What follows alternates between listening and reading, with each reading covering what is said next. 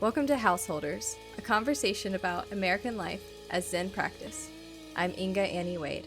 And I'm Kyosaku John Mitchell, and we're lay members of the Atlanta Soto Zen Center.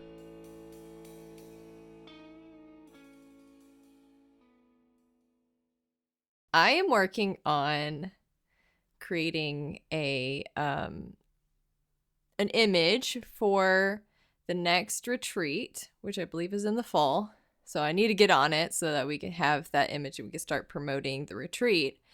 And it seems like all around people really liked the last one I did, which was sort of a Japanese cherry blossom branches. And to me, I just was thinking like, oh, I'm just, something advertisement, and it's for Hanamatsuri, which is the flower festival. So I was like, all right, we'll just do some cherry blossoms. I call it a day. But people really liked it. And now I've taken it sort of as a challenge. I mean, so I guess I could continue to do something simple like that. But I haven't been able to do as much artwork since I started work. And it really just gave me an opportunity to delve into that again. So they kind of came up with a theme, and they were throwing around a few ideas, so I just decided to pick one. But basically, one of the ideas they had was like sort of embracing the ancestors, and they're like, well, don't forget about the female ancestors, because that's something that historically hasn't had as much attention. In fact, when I thought about that, I was like, oh, it would be great. I actually have always wanted to paint like a female bodhisattva or a female ancestor or something like that. So this is a great opportunity to do that. Except, there's great paintings of Dogen and Akon and like a lot of other, a lot of other Japanese ancestors, but they're all males. And so I was like, okay, I guess this is an opportunity to make a painting of a female ancestor. And I don't know what any of the female ancestors look like.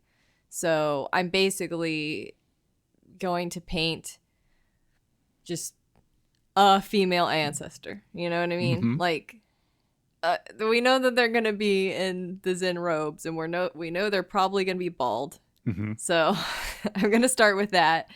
And sort of, paint this picture that's sort of similar to the way that the other ancestors were painted. And one in particular that I found, the Japanese artist is Tsukioka. And he was, I believe it's a he, was an artist in the 1800s. And he did a painting of Bodhisattva. And just so my ideal is sort of like translating that picture of Bodhisattva into a female ancestor painting. So that's what we're going with. And I was like, okay, great. I got an idea and I'll start thinking about it. But I'm like, all right, the problem right now is that I've been compartmentalizing. Mm-hmm. And the way I compartmentalize since I work from home is that anything I do on the computer is work, and anything I do outside the computer is not work. And it makes it's perfect, except it's not perfect because I do digital art. Right. So digital art, that's work. Oh no. And just, anything that I might have to do on a weekend that does involve the computer. I don't know, filing taxes. I mean, I think that feels like work for anybody, though. Yeah, sure. So anything that's involving the computer ever is now work. And actually, like, thankfully, I have a desktop and this laptop. So I'm hoping to kind of compartmentalize where, like, the laptop's not work. Just the desktop computer when you're sitting in that room on the desktop. But we'll see. Somehow it doesn't feel like that. It just feels like the computer. So I'm like, all right. So I got to think of a way to do this without using the computer, which I think I will still have to, but just, for the for the words and everything. So it was just like, how do I minimize this? Like, I can make a painting, but oil painting is my medium that I'm used to working with. It takes a lot of time to like set up and get out. And really, honestly, the old paintings that I'm trying to like not replicate but get inspiration from don't look like oil paintings at all. Mm-hmm. So that wouldn't even, I mean, I could still do it and I think it would look nice and everything, but I think it would lack that connection that I'm trying to make. So I started using gouache. And for those who don't know, gouache is a medium that's in the middle of watercolor and acrylic. I mean, that's not really entirely true. It's its own medium, but that's the best way to describe the consistency and how it works. And I was like, okay, cool. So I'll just practice with this. And I took one of my old sketches and painted it, and it was hideous. I was like, oh my God, this is obviously it was my first time using the medium, but I was honestly like appalled at how hideous that painting was. I did show someone just to see what they thought, and I think they kind of thought it was hideous too. Of course, they were nice enough not to say that, but I could just tell by their face, yeah, you know what it means when somebody responds. Yeah, I do. Yes, So I know like, that feeling well.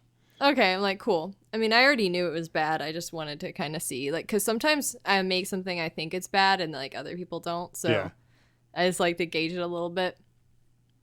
But it doesn't really matter, right? It's all about like what you think. It's your personal artwork, Mm-hmm. I think anyway. So I was like, okay, well, I don't want to give up on this. So I started working on it yesterday too, and I bought some like nicer gouache because I think what I have is like probably for like, it's like student grade. Also, it's just really cheap. So maybe a nicer version will work a little bit better. And also, a little bit of practice can help it. But I feel like the clock is ticking because I really want to get this painting done. So, we might end up just going back to the computer. But but knowing the medium, I can do this later on. It photographs really well because it's not very shiny. It's got a matte finish, so it's perfect for making like flyers and stuff like that. In fact, that's kind of the history of it, is that it was used a lot in advertisement in the early days before photography was easily I don't know, if they didn't want to do photography, then they would just make gouache paintings. So anyways, what I'm trying to get at is something that I've just observed while working on this thing that I'm not very good at. And I think we might come to think of art as something that we do and you get into the flow and you're just like, oh, everything is heavenly and I'm just, flowing along. I think it can be like that sometimes. Usually I what I think is if like, when I get that way is like when I'm singing and I know a song really well. And you just get in the mode because you already know it. So you don't have to think about as much like what you're going to do. But if you're learning something, then it takes on a whole new aspect of art. It's not relaxing. It's really stressful. And there's a lot of anxiety that comes up while you're doing the piece of work because you kind of already know it's not going to turn out good. And facing the fact that, facing your insecurities, like, okay, like I'm not very good at this. Like that's a hard thing to face. Usually I'm pretty good at things. And oil came naturally to me. Not that I didn't get better at it over time, but it was like a natural thing that just was like, bam, I get this medium. And I don't understand gouache at all. So I really, really want to, and there's a lot of like get better at it. And there's like a lot of energy surrounding like this force this desire to get better and stuff like that. But I think, even though it might be driven by desire a little bit, I think there's an opportunity because I feel like in creating art, you're also sitting there and actively facing problems. Like, I'm going to sit here and solve this problem. And it's going to give me a lot of anxiety and it's going to give me a lot of stress, but I'm going to do it anyway, to get past that. But anyways, that's kind of what have been thinking about this week. And I wonder if you have any insights about like the creation process and artwork and that kind of thing that maybe you've experienced. I'm really drawn to what you said about solving problems. I think that there is a mistake in the creative process a lot of the time to get attached to the final outcome as a thing to be as like the measure of success or failure, and that like sort of getting there however you can it becomes an approach that just like as the work gets harder and you get more and more in the weeds on it, there tends to be a kind of desperation when this is the attitude, when the attitude is like, I just need the thing to be done. And if I can't finish it, I failed. And that leads to, I mean, I'm thinking mostly about music projects. Those are sort of the only things that I've put the work in. I think it's similar for sure. I'm just in terms of workload, like writing works differently for me because I can sort of think of a paragraph that takes 5 minutes as a discrete thing. Like I can feel like I did it that day if I got like a little bit of, if I advanced one idea. Whereas with music project, it's sort of the thing where it's like it's all taking shape and it doesn't feel finished at all. It feels like a bunch of broken stuff on the floor until suddenly it comes together, which is sort of how I imagine painting feels too. It's like, trying to get to the end from the beginning. And, it's chaotic sometimes. Yeah, for sure. So in those projects, for me, a lot of the time, my wife also just finished her album that we've been working on all year. It's out now. Oh, awesome. She finished it a while ago, but now it's out. And so it's like finished. It's in the world. And, I'm thinking about how that all went because it was so hard to get done. Cutting corners tends to seem to be a rational thing to do creatively in order to get to the end. But if you realize how much the creative act is an application of just the human desire to solve problems, you realize how many more problems there are to solve in the middle of the project. Like every single decision is kind of is a solving of a problem, and there's a satisfaction and a resolution and a success to each of those. And that's kind of what I hear you saying about the medium that you feel successful in. Is just like you're just solving one thing after another. Whereas when you're having trouble with a medium, it's almost like it is one big problem. Just how do I even use this? And I want to hear sort of more about the problem solving of the stuff that you feel successful at and competent at. I'm also interested in the problem of how do I depict the face, the likeness of a person who's never been depicted before. I guess you can sort of choose which one of these you want to do. Cause like the one thing I'm interested in is, are there, like, do you have a higher resolution understanding of problem solving in a medium that you feel accomplished in, that might shed some insight on sort of the general process? And then the other is just like a problem that I have no idea where to begin with, which is like, what does this person's face look like, and how do you decide? Yeah, as far as the face goes, I know that since our lineage, comes from Japan, I wanted it to be sort of a traditional Japanese female face, whatever that means to you. But I haven't I sketched it out, so everything's sketched out and ready to go. And I honestly wanted her to look as feminine as possible, because I'm running into the problem here that if you're bald and you're wearing monk robes, your gender isn't really like very obvious. That's the whole idea, right? Yeah. And that's cool. But it still has to come across that this is a female somehow. Yeah, it's at odds with the message. it is kind of at odds with the message, but it's like, oh, we're raising female ancestry. Like, is this a female? Maybe that's the idea you want to have, right? Like, maybe you want to question whether it is a female or not. Like, yeah. But I don't want it to be so masculine that nobody would have that question at all. Right. Yeah. then my message won't get across at all. So yeah, that's going to be interesting. And we'll have to see how that actually turns out, if people are actually going to see a female when we look at this when people look at this painting. So the other thing is, when I'm doing something I'm masterful at versus doing something I'm not masterful at in the problem solving process, how the problem solving process differs. I mean, I think the flow state differs a lot.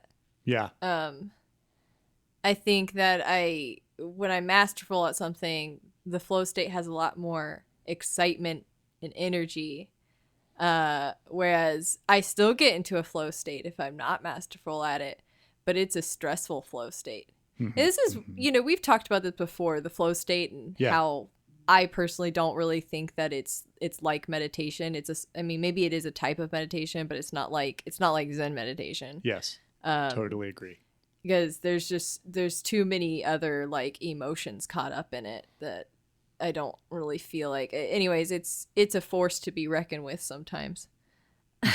Yeah. And I honestly like want to have more of a Zen meditative state when I do something I'm not masterful at. That way, mind. Maybe beginner's mind, true, but also just a non-attachment to the outcome, like you were talking about earlier. Like, if this turns out not how I wanted it, that's okay. Like, or maybe I go in it not wanting anything, not wanting to have a attractive piece of artwork. And I feel like that's got to be the practice with making this painting, because I think that's going to make the outcome. We've talked about like what is Zen art. Yeah. And now I'm kind of coming to the place where I'm like, Zen art is one where you're not attached to the outcome, for one.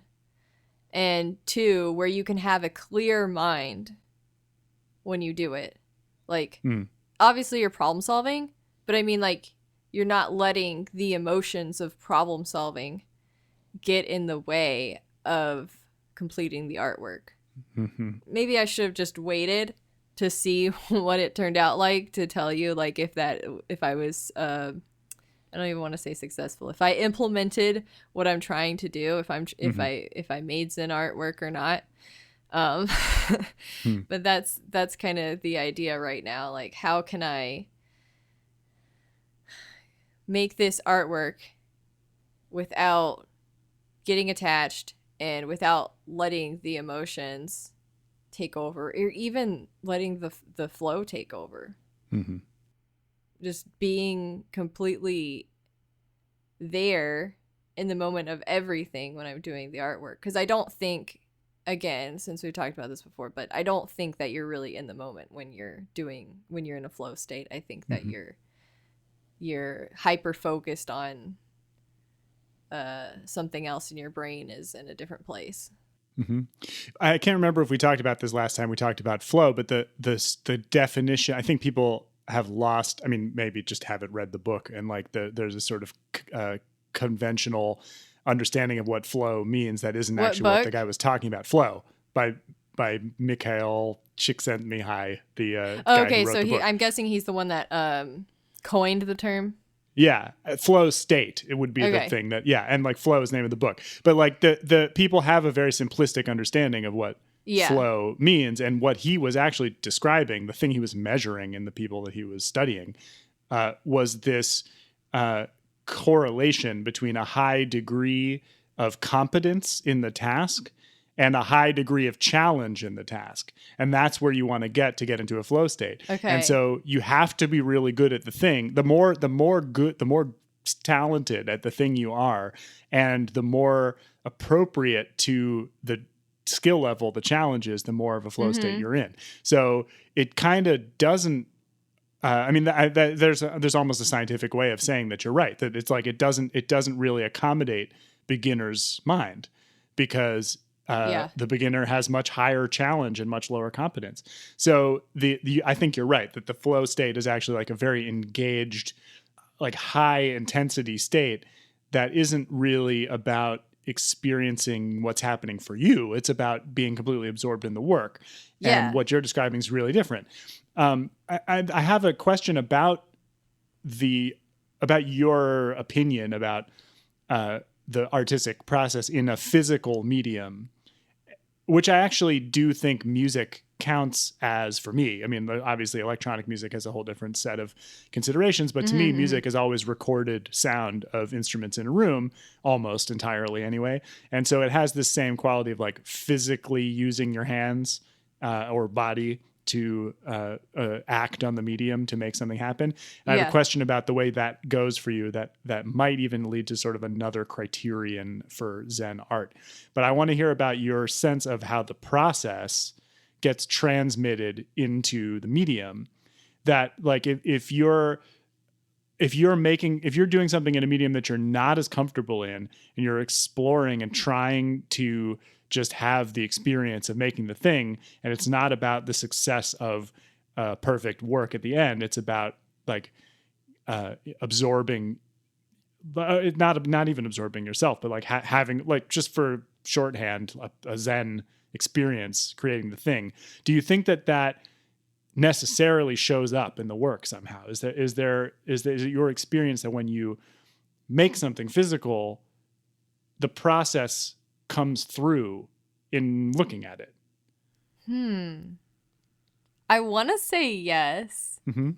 So when I like do works of art, if I do a lot of portrait painting, that is kind of like my best skill as far as painting goes. And I don't think I'm that great at it, but you know, we'll get better over time.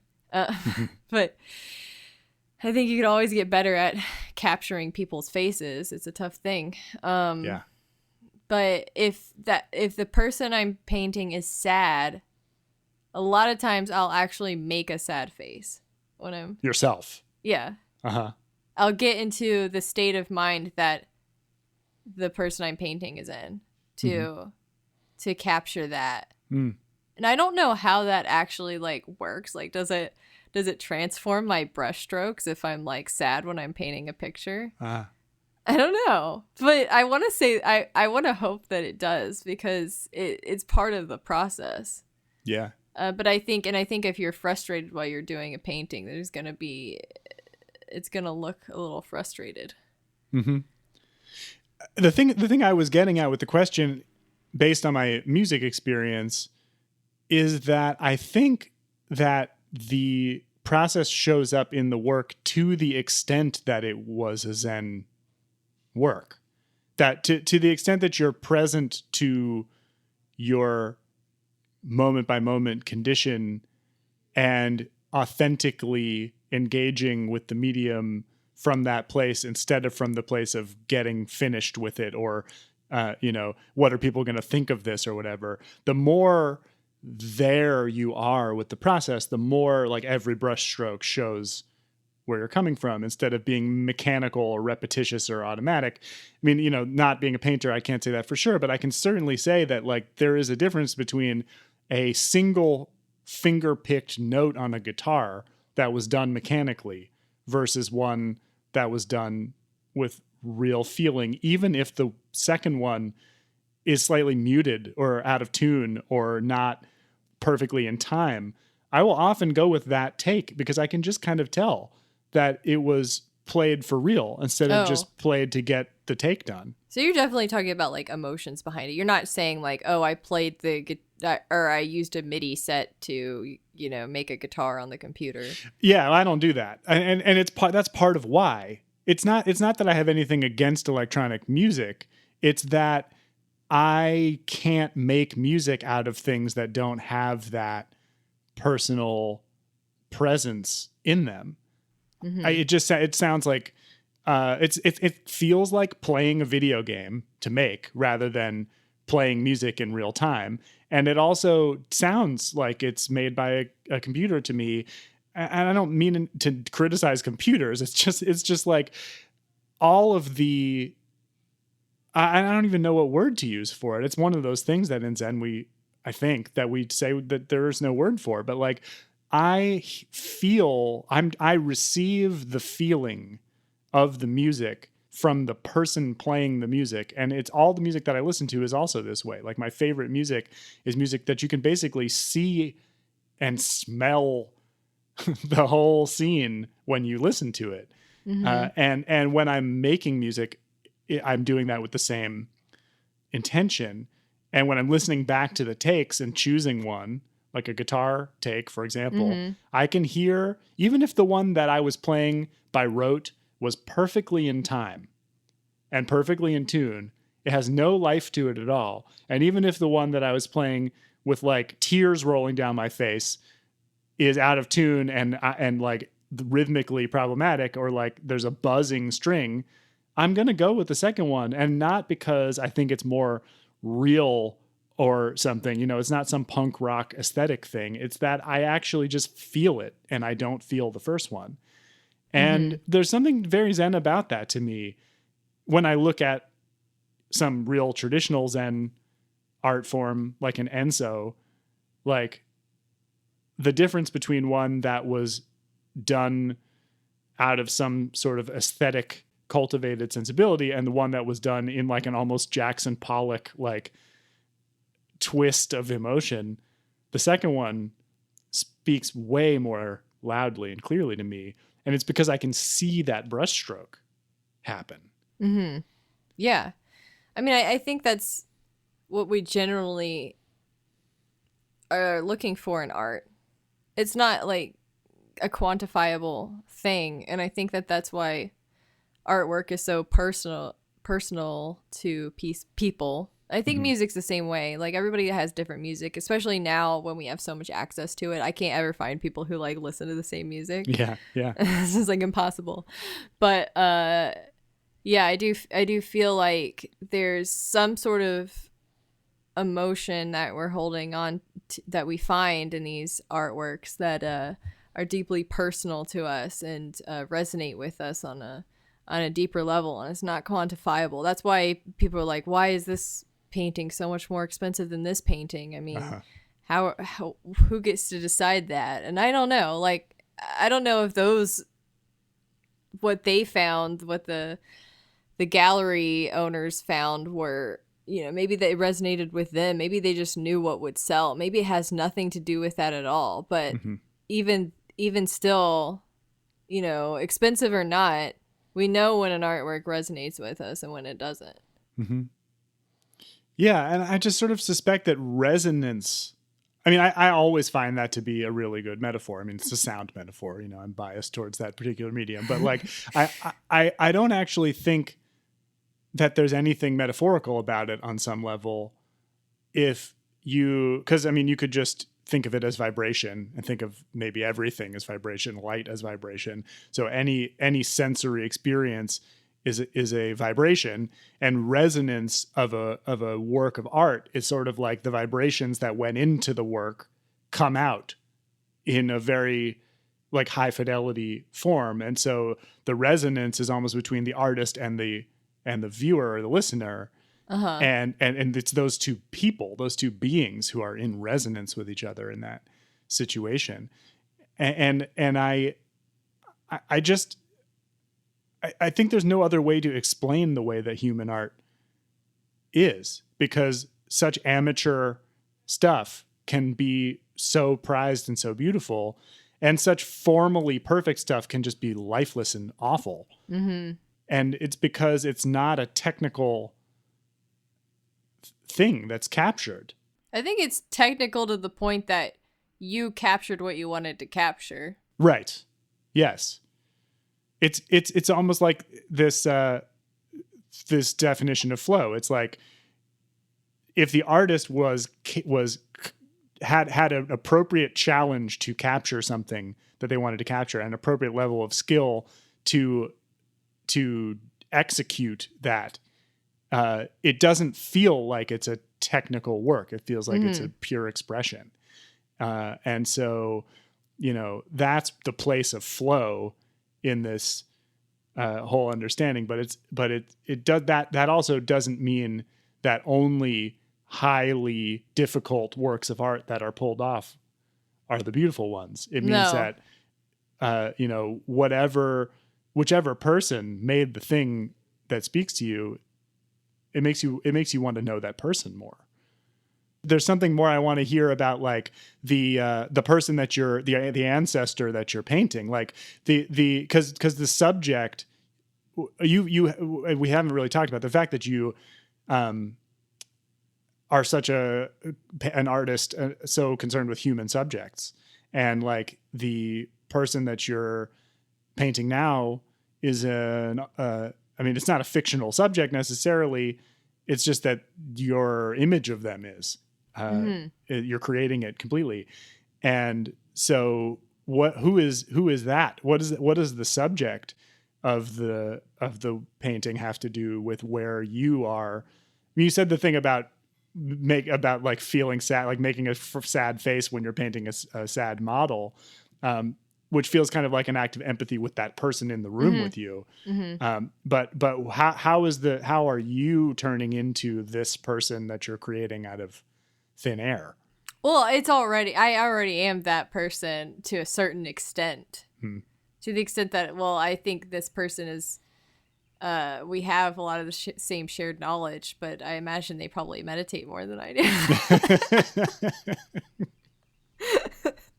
No, I'm uniquely positioned to create fictional people because I'm a fantasy illustrator. Right. Yeah. So even though I think that every piece of fantasy is based in reality, somewhere along the lines, and you take those inspirations from people you meet, and I kind of want this bodhisattva to sort of mirror a lot of the qualities of other bodhisattvas that I've met, and men or women, really. I think that those qualities, they kind of transcend feminine or masculine traits, and I think that is kind of what I want her to resonate without but still know that it is a woman. It's a tough thing, but we'll see how it goes. You just raised something very interesting, which is like you're resonating with other people you've met in creating this person. We were talking about the resonance between you and the person later in our Sangha looking at this image. That's the sort of fundamental act of communication in this painting. But you're also using this other person as a transmitter for that resonance. And you're putting into the expression and posture and attitude of that person a bunch of other resonances that you've had with other people. And then like the whole idea of a bodhisattva is resonance with all beings, right? And so the really, really Zen question about like who is this person is like, how do you how does anyone bring the universal quality of bodhisattvahood into the particular everyday acts of their life, and how do you show that in like the eyes and the eyebrows of a person? And it's really interesting to me that there are specific people that you're thinking of, and it sounds like more than one, who you're bringing in, and I'm wondering, like, does it become universal at some point if there's like enough resonance with enough people? Does that have anything to do with your process of like how you depict a bodhisattva in a way that feels true? I mean, I've never done it before, so I don't know. I mean, I don't. Again, I think the key here is not to think about it too much. Sure. I feel like if I like overwork it, if I try to I don't know, create a process for it. You know, my whole thing, we'll go back to the beginning, is that I just don't want to be attached to the outcome of it. Like, I can't be attached to whether it is going to resonate with people or not. And it might not. And that's going to have to be okay, too. Householders is a production of the Atlanta Soto Zen Center in Atlanta, Georgia, and the Silent Thunder Order. Find us on the web at aszc.org. Our Sangha depends on your support. You can donate by PayPal to donate at storder.org. Gasho.